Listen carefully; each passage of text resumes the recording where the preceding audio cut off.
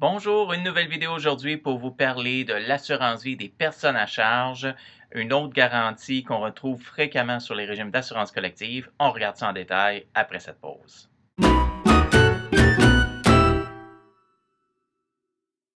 Bonjour tout le monde, une vidéo aujourd'hui pour vous parler de la garantie de l'assurance vie des personnes à charge sur les contrats collectifs.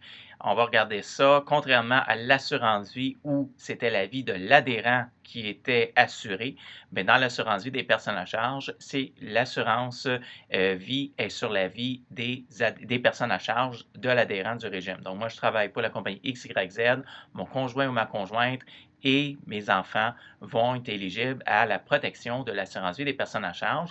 Et en cas de décès, c'est l'employé ou l'employé qui va recevoir le montant d'assurance de la compagnie d'assurance. Alors ça, cette garantie-là, vous allez trouver ça également dans votre livret. Et les sections, encore une fois, qui vont être importantes pour vous, encore une fois, regardez toujours quand vous consultez votre livret la page site. Assurez-vous que vous avez le bon livret et la dernière version à jour de votre livret. La table des matières, vous allez avoir l'information que ça vous prend, et le tableau des garanties dans lequel vous allez avoir votre admissibilité au régime. Vérifiez tout le temps cette information-là. Et vous allez également avoir un sommaire de votre garantie pour les personnes à charge dans lequel on va vous expliquer les montants. Alors, contrairement à l'assurance vie de l'employé, qui est généralement basée sur un multiple du salaire, l'assurance vie des personnes à charge, c'est généralement un montant fixe. La formule est assez simple. C'est un montant fixe pour le conjoint ou la conjointe et environ 50 de ce montant-là pour couvrir la vie des enfants.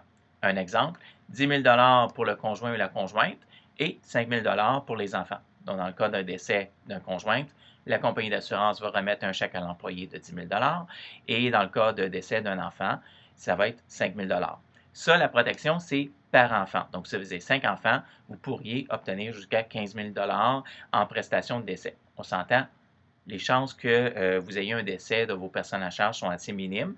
La Régie des rentes va vous donner également une prestation de décès, mais ce montant-là va être en supplément de ça. Et le but derrière cette protection-là, c'est vous donner une protection d'assurance pour couvrir les frais funéraires et venir vous épauler dans dans le décès d'un membre de votre famille. C'est sûr que ça ne ramènera pas les gens en vie et c'est pas ça qui va changer vraiment là, votre situation si jamais il arrive quelque chose, mais c'est quand même une petite protection. Fin de la garantie, généralement, ça va être écrit dans le livret quand la garantie met fin. On va souvent parler à la retraite ou à un certain âge, comme par exemple 70, 71 ans. Et ça, c'est pour vous, l'adhérent. C'est la garantie ultime, c'est là que ça va se terminer. Par contre, pour les conjoints et les conjointes, si vous voulez avoir l'information qui est éligible et jusqu'à quand, bien, vous allez trouver ça dans la section définition qui est plus loin dans le livret et vous allez avoir, bon, qui est un conjoint? Bon, ça peut être une personne qui est légalement mariée, ça peut être aussi des conjoints de fait.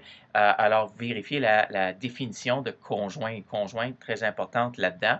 Si vous avez plus d'un conjoint, il y a également des règles là-dedans qui peuvent avoir lieu. Donc, si vous avez été séparé, un divorce qui n'a pas été fait, bref, on explique comment on va traiter les réclamations en fonction de votre situation. Et également, pour les personnes à charge, on vous donne la définition d'un enfant à charge.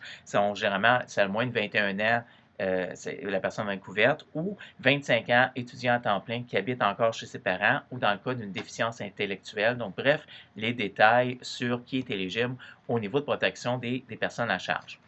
Droit de transformation, c'est également possible de transformer ou de convertir la protection de votre assurance vie personne à charge pour le conjoint ou la conjointe advenant le départ de l'entreprise dans les 30-31 jours de votre départ de l'entreprise.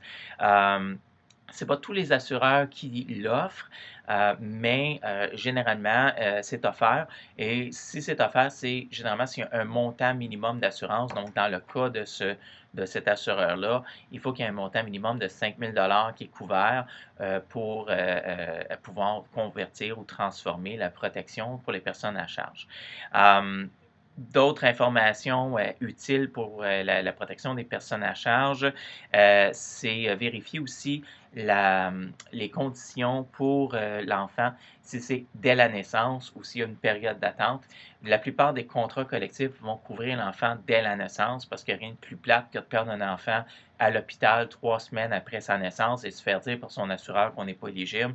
Donc, ça ne change pas vraiment grand-chose dans vos taux, qu'on les couvre dès la naissance ou non. Dans la plupart des régimes collectifs vont les couvrir dès la naissance. Mais vérifiez cette information-là également pour vous assurer que vous comprenez bien cette garantie-là. Alors, c'est ça, c'est ce que j'avais à dire sur la protection la garantie des personnes à charge. C'est assez simple à comprendre. C'est une protection qui est rajoutée sur votre contrat collectif. Vous avez la protection, vous aimeriez en savoir davantage, laissez vos commentaires ci-dessous.